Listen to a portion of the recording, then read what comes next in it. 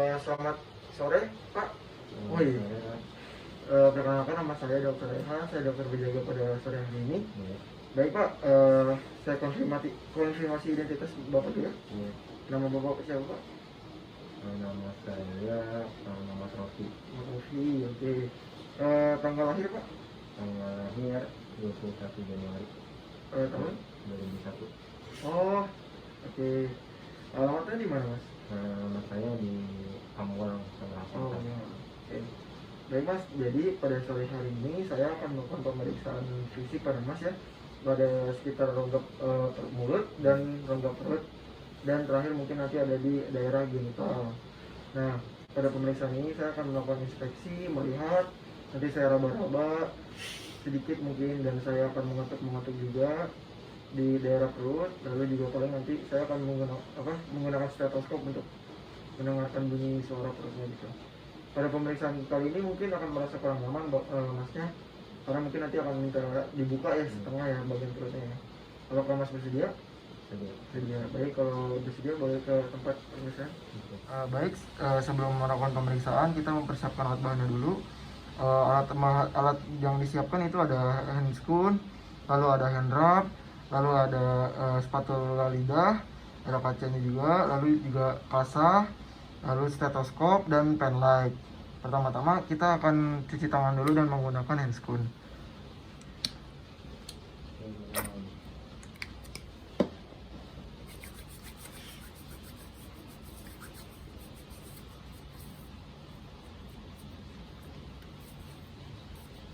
Jadi pertama-tama kita akan melakukan pemeriksaan pada mulut dulu dan tenggorokan. Kita meminta pasien untuk membuka masker ya. Pak, boleh buka masker ya? Oke.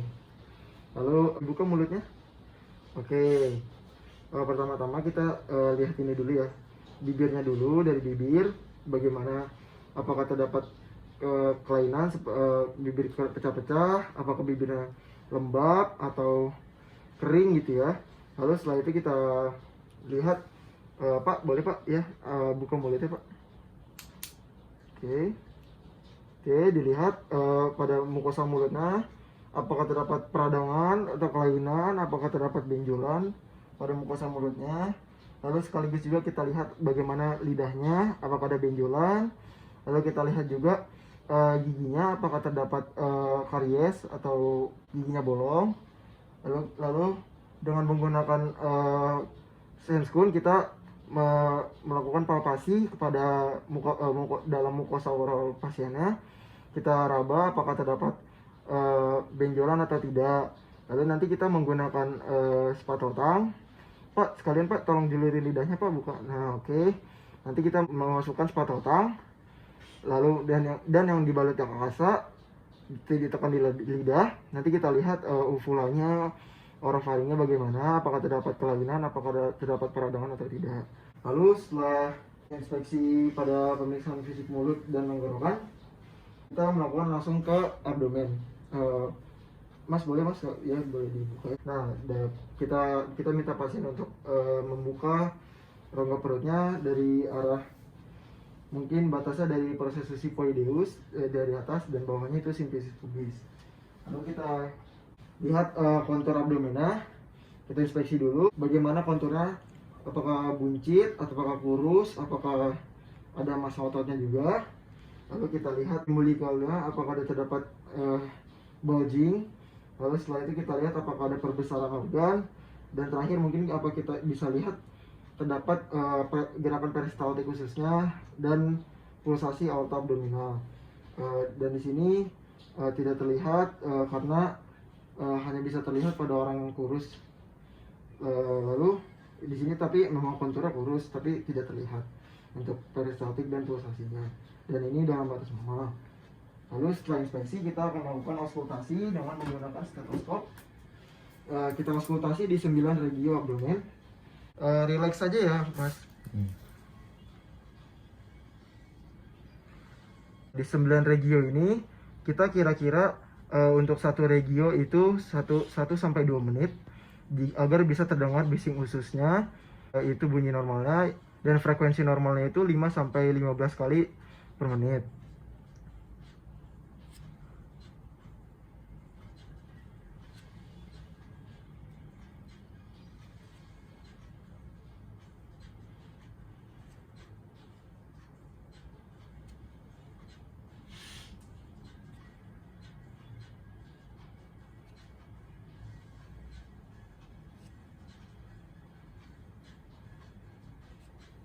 Oke, jadi setelah masing-masing region 1 sampai 2 menit kira-kira terdengar bising ususnya normal ya 5 sampai 8 kali per menit, 5 sampai 15 kali juga. Lalu tidak ada bunyi suara patologis seperti metallic sound, venous hum, dan mungkin ada bruit arterial, itu tidak ada. Jadi hanya terdengar hanya bising usus, dan itu dalam batas normal. Lalu kita melakukan perkusi ya. Perkusi ini kita lakukan dengan mengetuk di sekitar 9 regio abdomina. Nah, pertama kita perkusi dulu secara keseluruhan.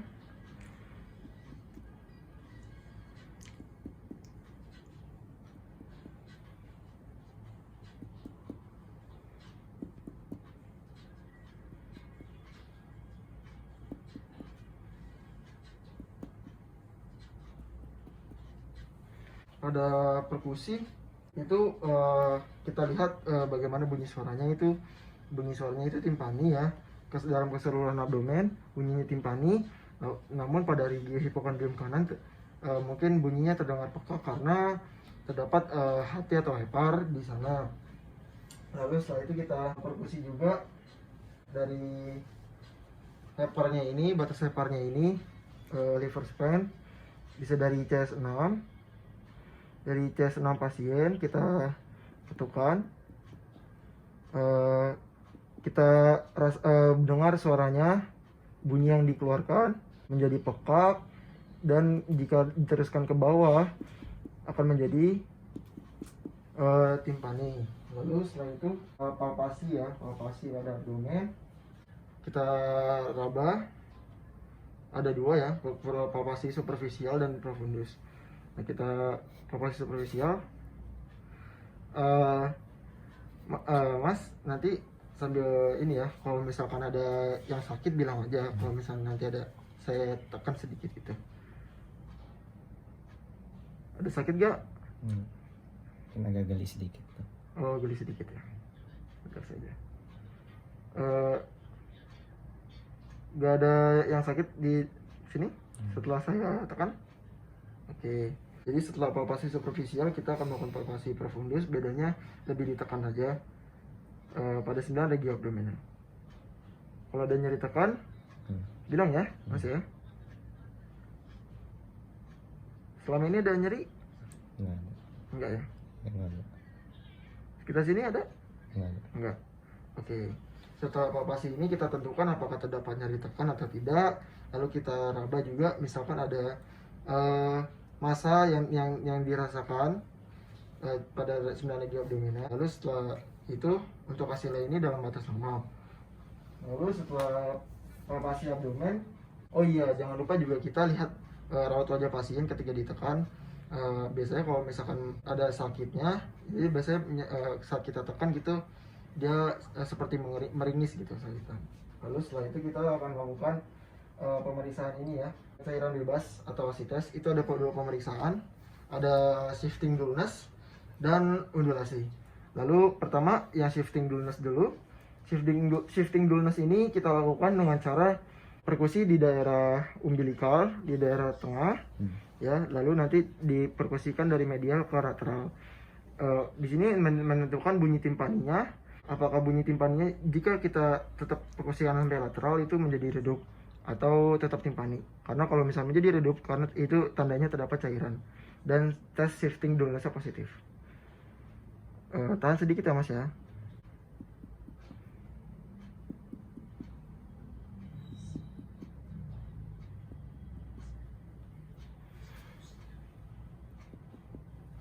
Oke, setelah itu berbaringnya miring gitu.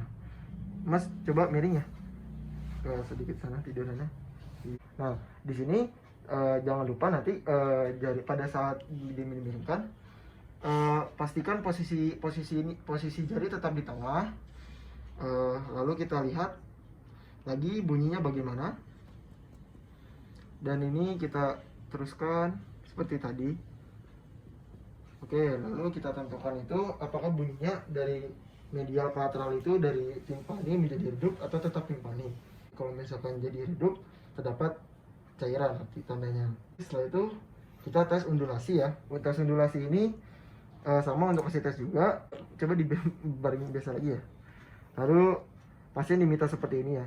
Mas coba tangannya seperti ini, ditekan, agak sedikit ditekan. Ya, habis itu kita dengan kedua tangan, telapak tangan kita ditaruh di samping abdomennya, kiri kanan. Nanti kita coba getarkan ya, ketukan yang kanan, misalkan saya yang kiri yang menerimanya. Jadi maksudnya adalah untuk menentukan apakah ada terdapat cairan, karena getarannya dapat merambat kalau misalkan pada cairan.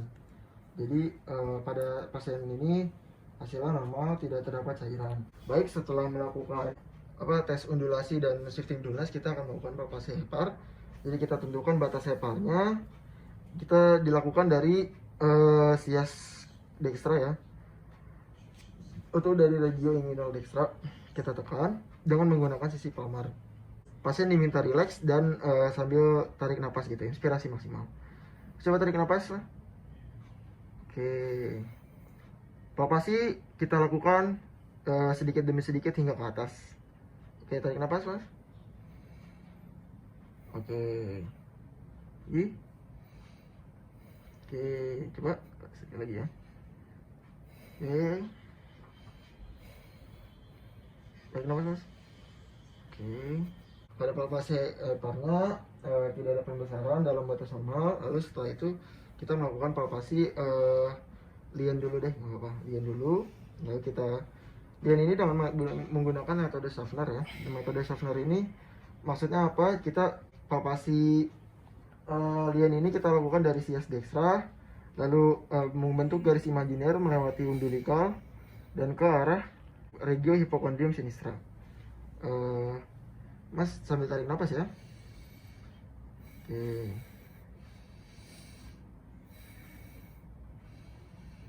Oke, ada nyeri nggak mbak? Dari tadi juga saya tekan di daerah sini, ada nyeri nggak? Ada. Ada, oke. Oke, untuk palpasi lien tidak ada perbesaran. Metode Schaffner ini ada terdiri dari 8 titik dan titik tengahnya ini berada pada umbilicus. Lalu setelah itu palpasi multisign ya. Jadi maksudnya di sini untuk menentukan vesica velea ya. Lalu kita lakukan di sekitar daerah regio hipokondrium kanan ya.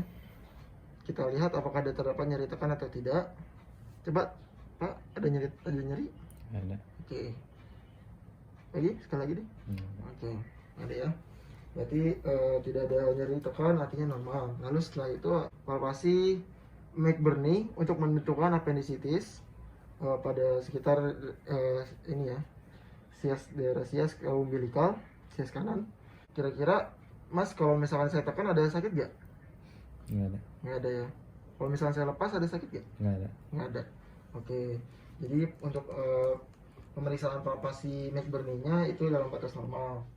Baik, selanjutnya adalah pemeriksaan hernia ya. Jadi di sini pemeriksaan hernia ini dilakukan untuk menentukan apakah terdapat benjolan pada sekitar daerah genitalia.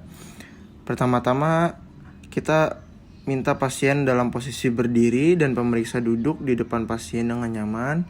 Lalu pasien diminta untuk membuka celananya agar terlihat daerah inguinal dan genitalnya.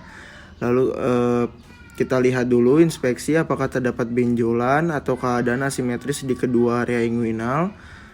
Terus untuk pemeriksaan hernia inguinal kanan, gunakan ujung jari telunjuk kanan untuk mencari batas bawah sulcus scrotalis. Kemudian telunjuk didorong ke atas menuju kanalis inguinalis. Dan ditelusuri korda spermaticus sampai ke ligamentum inguinal. Setelah itu temukan cincin inguinal eksterna tepat di atas dan lateral dari tubercle pubis. Palpasi cincin inguinal eksterna dan dasarnya. Lalu minta pasien untuk mengejan atau melakukan falsafa manuver. Cari apakah terdapat benjolan di atas ligamentum inguinal sekitar tubercle pubis. Lalu setelah itu meminta pasien untuk kembali mengejan atau melakukan falsafa manuver. Cari apakah terdapat benjolan di kanalis inguinalis dan dorong benjolan menggunakan ujung jari telunjuk. Untuk pemeriksaan hernia inguinalis kiri, lakukan dengan cara yang sama, tapi menggunakan ujung jari telunjuk kiri. Lakukan palpasi untuk menilai hernia femoralis dengan cara meletakkan jari di bagian anterior dari kanalis femoralis. Minta pasien untuk mengejan lagi, perhatikan apakah terdapat pembengkakan atau nyeri. Jika pada pemeriksaan tampak massa pada skrotum, minta pasien untuk berbaring. Lakukan penilaian apakah massa menghilang bila pasien berbaring. Jika massa tetap ada saat pasien berbaring, lakukan palpasi pada massa dan dengarkan menggunakan stetoskop apakah terdapat bising usus pada massa. Setelah itu, interpretasi hasil pemeriksaan. Baik, Mas, dari pemeriksaan tadi hasilnya normal ya, semuanya dari mulut, lalu dari perutnya dan hingga genitalnya itu dalam batas normal. Mas, ada kira-kira ada yang mau ditanyain lagi nggak? Udah. Baik, kalau gitu Mas, terima kasih Mas telah datang ke klinik ini.